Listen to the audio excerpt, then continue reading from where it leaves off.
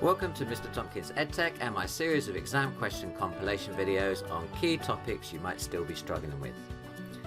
This particular video covers rates of change.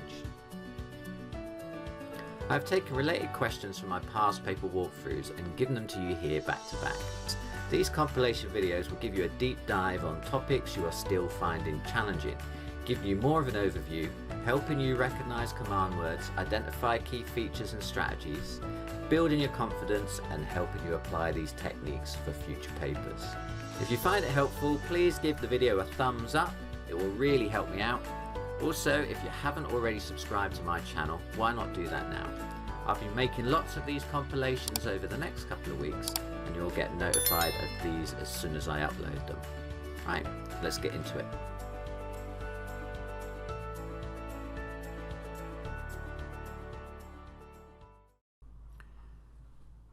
Question 3 says the water is poured into a glass for 4 seconds. The graph shows the depth of the water in the glass.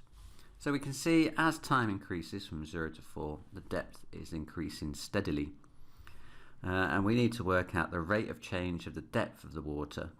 Now, rate of change is the same thing as gradient, so we need to basically work out what the gradient of the straight line is.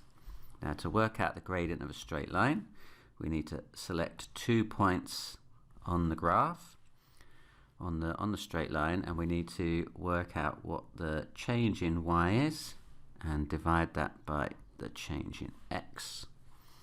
So the change in y here is the difference between 10 and 0, so that's 10 that way, and from 0 to 4 that way is 4.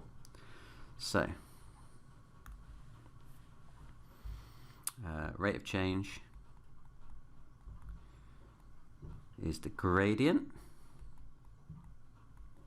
and that's equal to 10 divided by 4, which is 2.5. That one. Question 6. The air pressure in a tyre measures 7.2 bar. Air is leaking out at the rate of 0.2 bar per day. Part A asks, assume that the air continues to leak at the same rate. After how many days will the pressure measure 4.8 bar? Okay, well, the pressure drop is going to be the difference between those two numbers. So the pressure drop is going to be 7.2 subtract 4.8, which is, what's that, 2.4? And then we're going to see how many days that takes then by dividing 2.4 by 0.2. So number of days is going to be that 2.4 divided by 0.2. So how many 0.2s go into 2.4? You can make division involving decimals easier if you multiply both parts through by the same power of 10. So 2.4 divided by 0.2 is the same thing as 24 divided by 2, and that is 12. So it takes 12 days. In part B, we're told that the rate that the air leaks out is actually increasing each day, and we're asked to work out how this is going to affect our answer.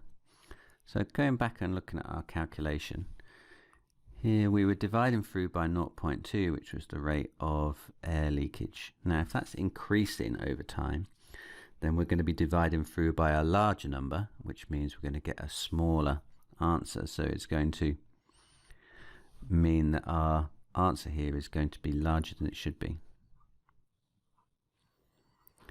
So how does it affect our answer? It would take less than 12 days.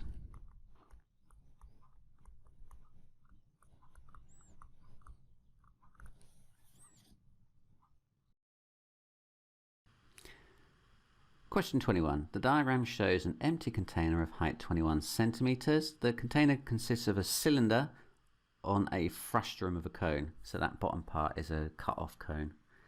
So water is added to the container at a constant rate of 11 seconds.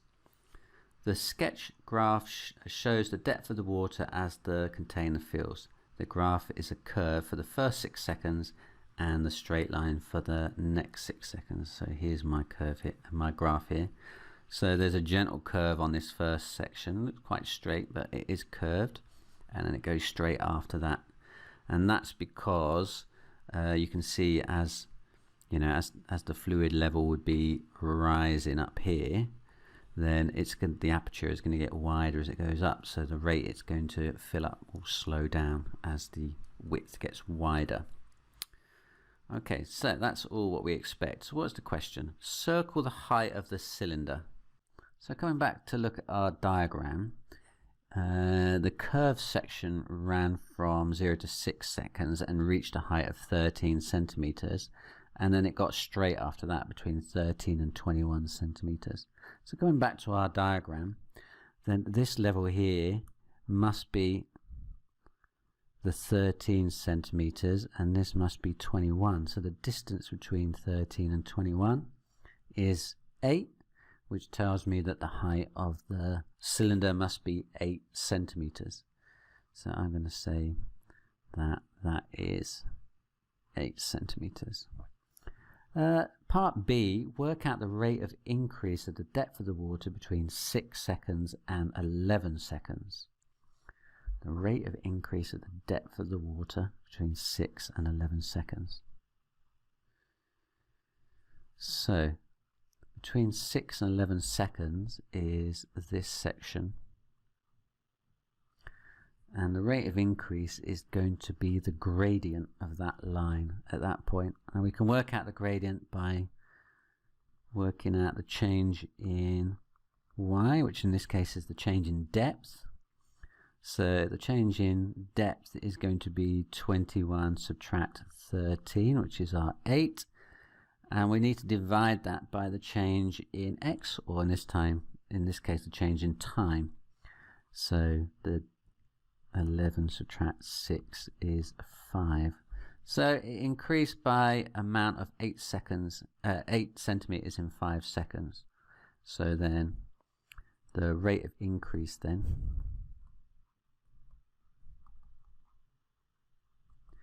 is going to be 21 minus 13 divided by 11 minus 6.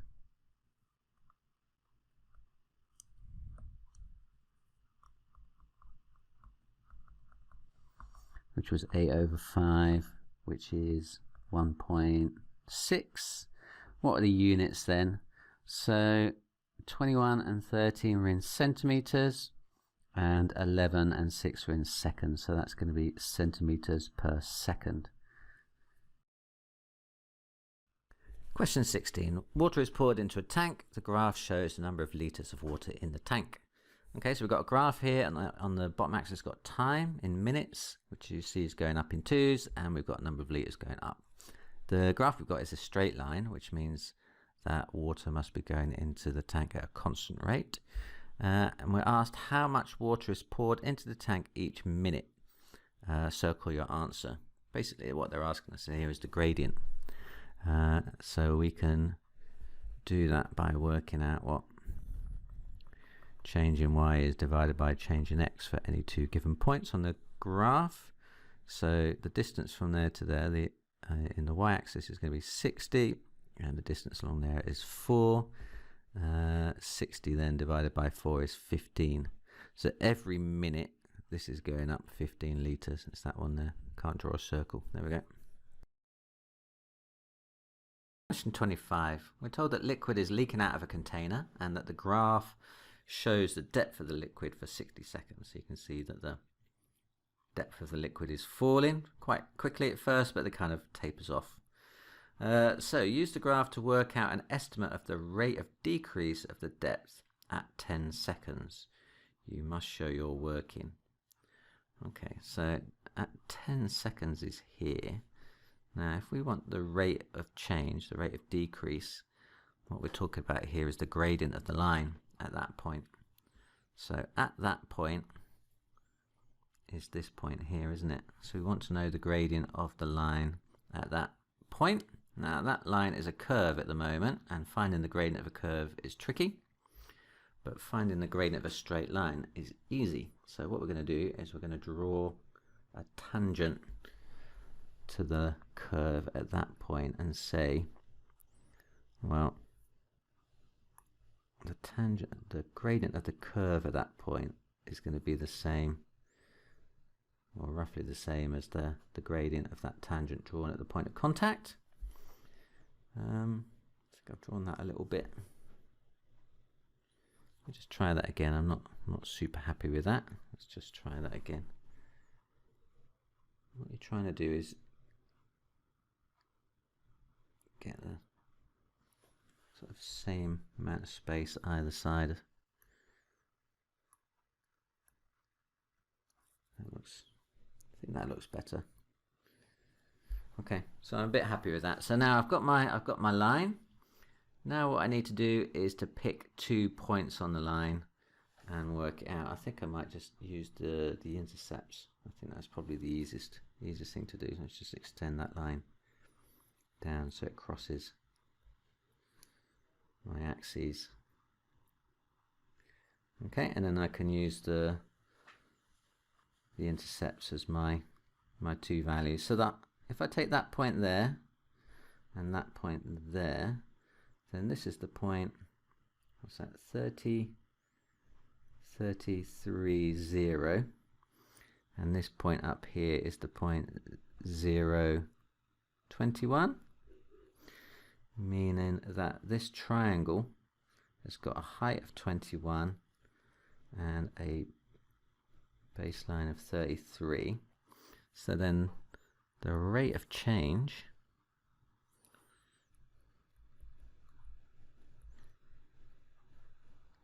is change in y 21, well actually it's minus 21 because it's going down, divided by the change in x 33. So minus 21 over 33.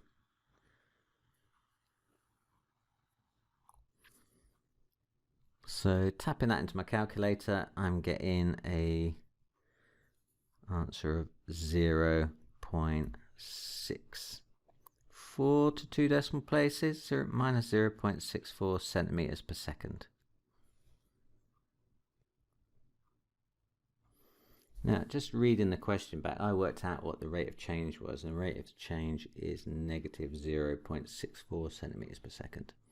But the question does ask for the rate of decrease, so I suppose actually that should be positive in that case, because it is decreasing by 0.64. It's not decreasing by negative 0.64. So I'm just going to leave it as a positive answer, I think. I don't think they would penalise you either way here, but it's kind of a poorly worded question, really. So 0.64 is my answer. Question 27. Sam runs for 10 minutes and the graph shows his pulse in beats per minute. So you can see from the first 5-6 minutes, his pulse rate is going up and up and up and up, and then it starts to fall again. Okay, so it says by drawing a tangent, work out the rate which his pulse is increasing after 3 minutes. Give your units and give the units of your answer. Okay, so we need to draw a tangent on at the point t is equal to 3. Okay, so here's t is equal to 3 here. So reading up to the graph, we've got this point here. So we're going to have to draw a tangent on the graph at that point. So let's get the ruler out, line it up. Now your tangent should just touch the curve like that.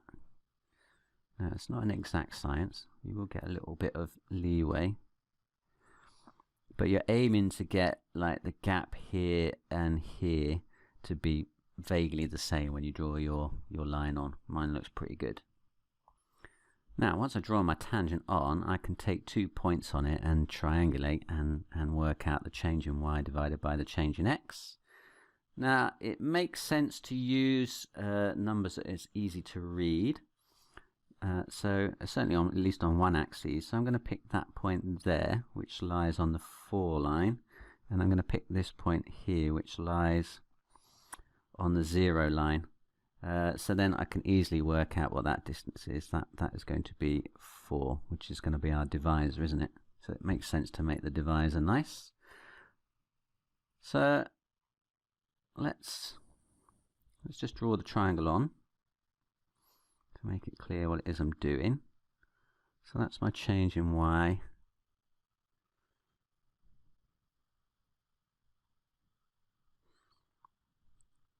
And that's my change in x.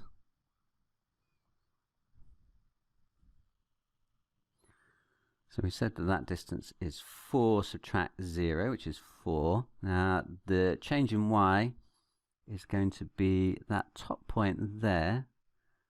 This scale, there are 10 divisions between 120 and 130, so each one of those must be 1.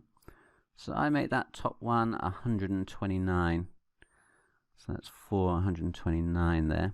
So 129 subtract this point down here. That point there looks like 0.91 to me. So I'm going to be subtracting 91 from 129. 129 subtract 91. 29 plus 9 is 38. So I make the change in y 38. So the gradient is going to be change in y divided by change in x. Well, in this case, change in t and change in pulse, which is 38 divided by 4. 4's into 38 go 9 and a bit, doesn't it? 9.5. So the answer is going to be 9.5. Now the last part of the answer was to write down the units. Now let's check the scale. So our y axis was pulse, which is in beats per minute, and our time, our x value was time in minutes. So we've got beats per minute divided by minutes, which is beats per minutes times minutes, isn't it? Which is beats per minutes squared. So our unit is going to be beats. Okay, question 15. The graph shows the depth of water in the harbour for 12 hours. D is the depth of the water in the harbour in meters, and T is the number of hours after 9 AM. So you can see that the depth of the water is going up and down over time. I imagine that's got something to do with the tides. There's kind of a bit of a sine curve going on there, isn't there? It's certainly of that shape. So, for how many of the 12 hours is the depth more than 5 meters? Okay, so where's 5? Let's just get a ruler out.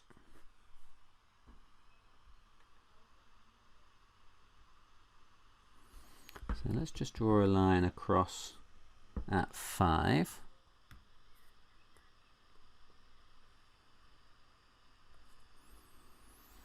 So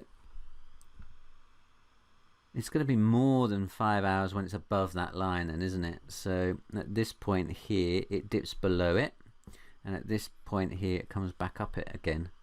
So it's going to be more than 5 between 0 and 7, and from 11 till 12. So that is going to be 7 plus 1 hours, isn't it? It's going to be for 8 hours. So 8 hours. Now question 15b says, by how much does the depth change between 12 noon and 4 p.m?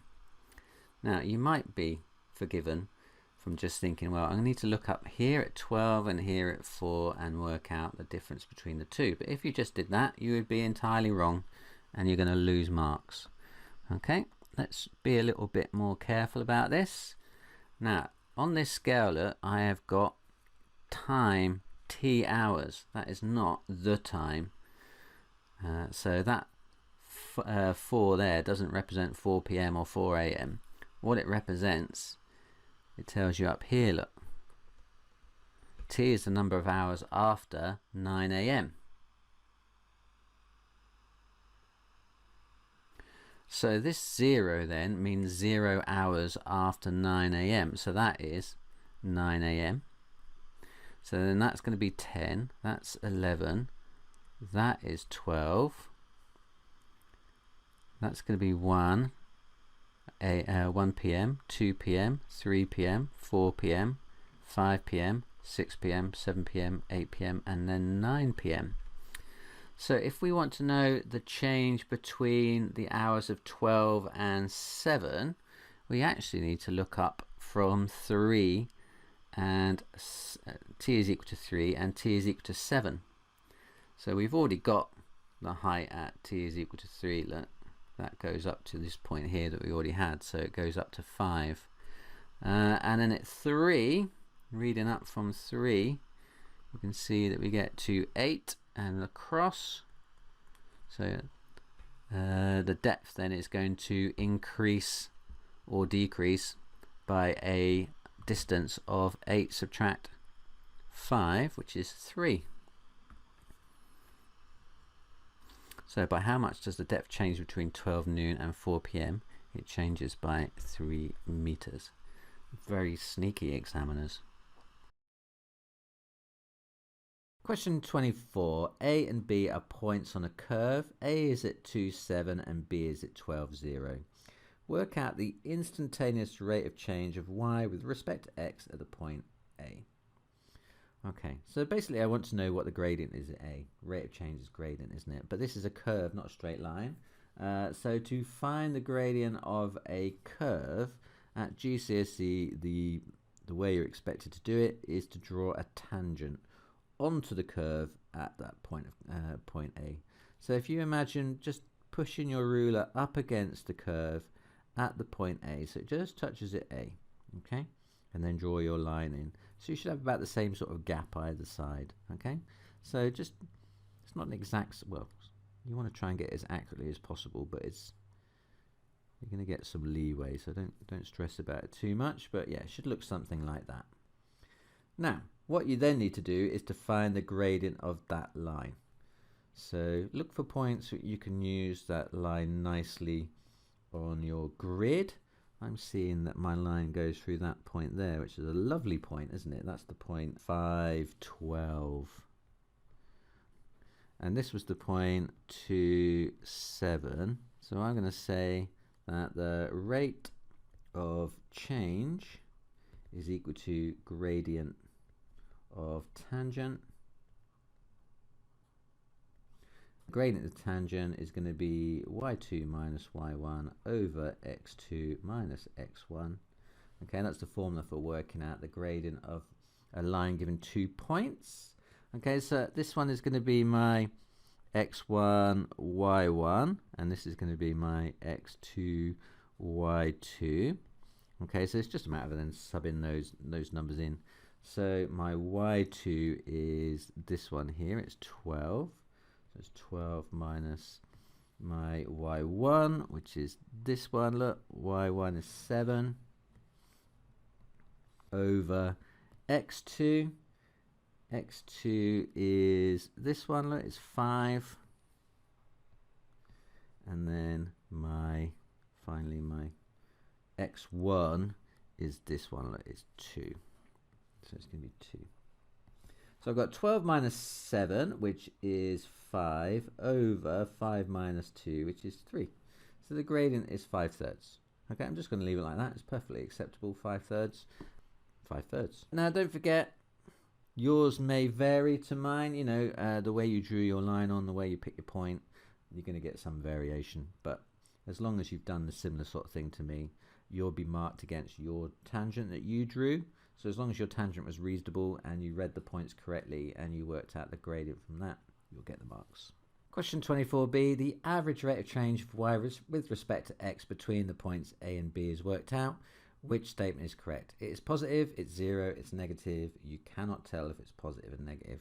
Well, you can tell it's negative because the point B lies below the point A. So the average rate of change must be that it must be more negative because you ended up lower down than when you started from. I hope that makes sense. It is negative. Question 19. The graph shows the height above ground of a toy rocket for 10 seconds. Part A says, for how long is the rocket in the air? Circle your answer. Okay. Well, the rocket is in the air when the height in meters is above 0, isn't it? And that is for this time here. Okay. So between 4 and 10 seconds. So 10 subtract 4, that's 6, isn't it? So I believe it is in the air for 6 seconds.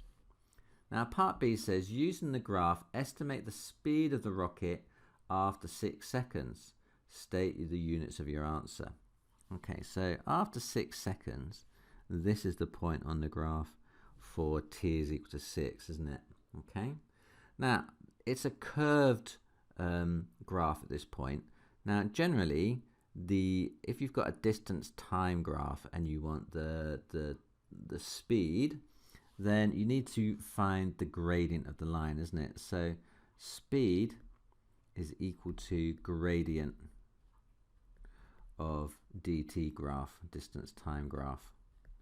Okay, so the gradient of this distance time graph will give you the speed, but we have got a curve, and finding the gradient of the curve is a little bit more tricky than the gradient of a straight line. So what we need to do first up is to draw a tangent to our curve. So if you take a ruler and you just kind of nudge it up against the curve so it just touches the curve at the point you're interested in, which I already marked on the diagram. Now that is what we call a tangent to the curve. Okay, we're going to draw that on.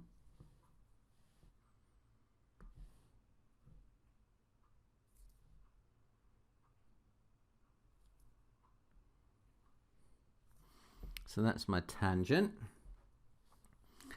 So then, because I haven't got a straight line, I'm going to work out the gradient of the tangent rather than the gradient of the line, because I haven't got a line. So what I'm going to do is I'm going to pick 2 points on that tangent that I can easily read. I think I'm going to pick this point down here at 2, 0. And I'm going to use change in y divided by a change in x. So the speed is equal to the gradient of the dt graph, which is equal to the gradient of the tangent drawn at the point of contact. Change in y then, so change in y would be this height here. So we want that value, and we want change in x, don't we? We want this value here. Okay, so change in y, well that is 8, isn't it? The height of that bar there is 8. Change in x from 2 to 6 is 4. So then the gradient is going to be change in y divided by change in x, which is going to be 8 divided by 4. It's got a gradient of 2. Okay, so then the speed is equal to 2. 2 what? Well, the height's in meters and the time is in seconds, so the speed is in meters per second. So 2 meters per second. Now it does actually say state the units of your answer there, so that is actually worth a mark for getting that bit right. Okay, so don't forget that bit, meters per second. You can also write it as 2 meters per second to the -1. That's an alternative way of writing per second. Okay, because if you think about it, s to the -1 is 1 over s, so it'd be m over s. Same as before. Question 12. A tank in the shape of a cuboid rests on the horizontal surface. The graph shows the depth of the water in centimeters in the tank over a period of time. So you can see that the water in the tank is lowering. What fraction of the water is left in the tank at 12:30 p.m.? Give your answer in its simplest form. So where is 12:30 p.m.? So 12:30 p.m. is going to be halfway between 12 and 1, isn't it? Which is going to be here. So using my ruler and drawing up to the curve, when I get to the curve, bounce and go along the other direction.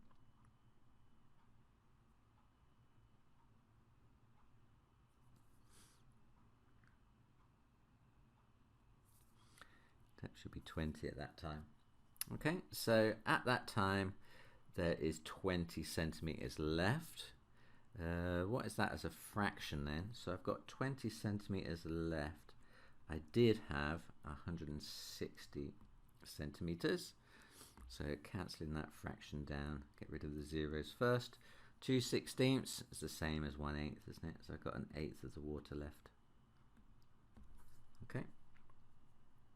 So that is 1/8. Now, this is how Mike worked out the average rate of change in the depth of the water per hour between 10 and 2. He's done 160, which is the capacity of the tank, divided by 4, the time between 10 a.m. and 2. What errors he made? Okay. Well, his method would have been totally fine if by the end of the 4 hours there was 0 left in the tank, in which case all of it would have evaporated or leaked out, whatever it's doing. But actually you can see there's a little bit left in the tank still at that time. So at time 2 you can see actually there's what, 10 centimeters worth of water still in the tank. Let's just draw that on. So there's actually 10 centimeters of water left remaining in the tank after 4 hours. So to say that 160 centimeters has disappeared is wrong, isn't it? Okay, it should have been 150. So what error has he made? Well, it should be 160 minus 10, 150 divided by 4, because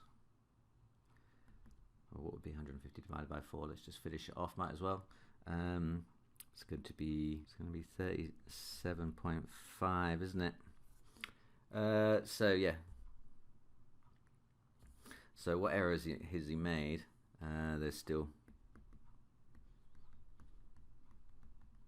water in the tank.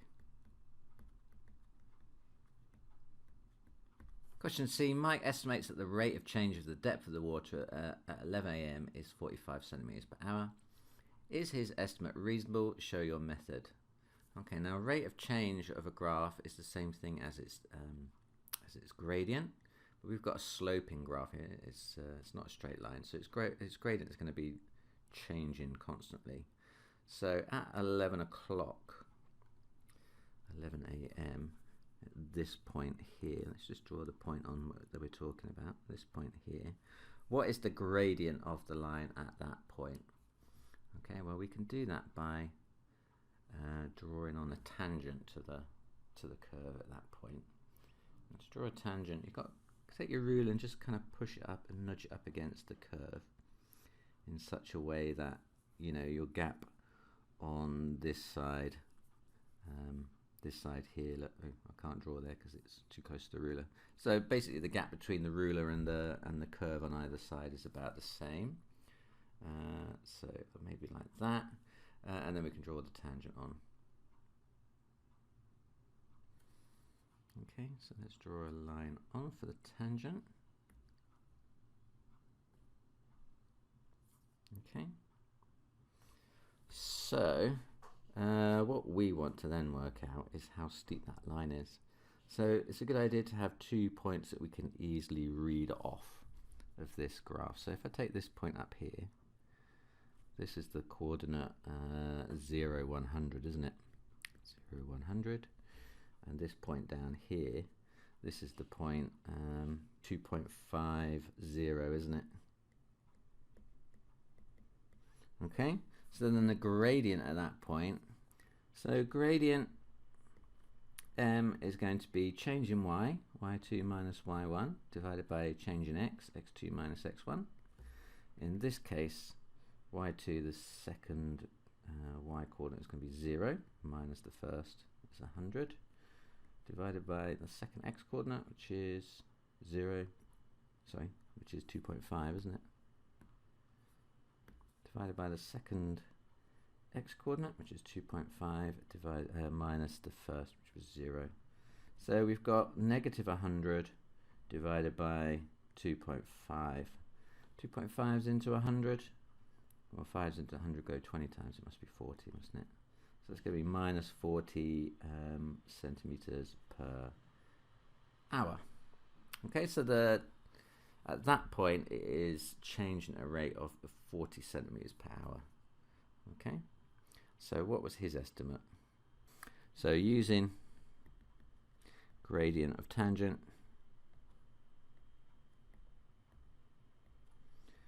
at 11 AM gives, well, we made it 40 centimeters per hour. So is this estimate reasonable? Well, it's not a million miles off, is it? It's not that bad. I would say it's reasonable.